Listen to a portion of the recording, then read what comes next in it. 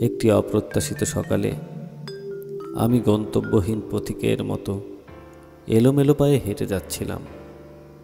গন্তব্য কোথায় জানি না। হলদে পাতারা ঝরে পড়ল ঠিক আমার পায়ের কাছে। আমি থমকে দাঁড়াই, নিজের ভেতরেই প্রচণ্ড একা হয়ে যাই। ভালো করে একবার নিজেকে দেখে নিই। এমন প্রসারিত জীবনের উপর ভর করে আমি পার হতে চেষ্টা করি এক মহাকাল। চক্রাকারে ঘূর্ণায়মান জীবন একদিন হঠাৎ করেই থমকে যায়। আমি শান্ত হতে থাকি, নিবিড়ভাবে নিজের হাতের তালু দেখি, ভেবে নিই কোন রেখায় আমার আয়ুষ্কাল। জীবনের বৃত্ত থেকে নির্ধারিত সময়টুকু শুষে নিয়ে নিজেকে দাঁড় করিয়ে দিই ধসে যাওয়া এক পর্বত চূড়ায়। হাততালি দিয়ে খুশিতে বলে উঠি, জীবন তুই মর এবার। ফের বুকের ভেতর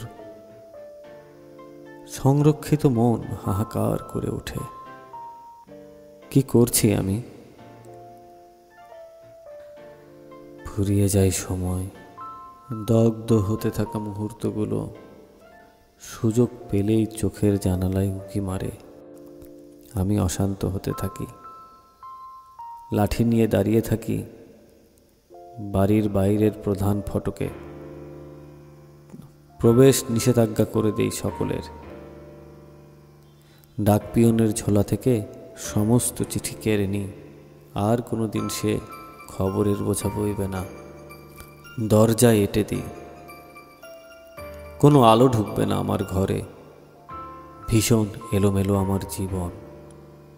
নিজের দিকে খেয়াল হতেই দেখি ভেতরে বাইরে অনেক বুড়িয়ে গেছি আমি।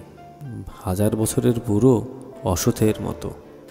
সমস্ত জীবন আমি অপেক্ষা করি জানালা খুলে, সেই ডাকপিয়নের আশায় যদি বা সে চিঠির বোঝা নিয়ে আবার এ পথ ধরে যায়, তবে তাকে ডেকে জিজ্ঞেস করব, এ জীবনের গতিপথ কি?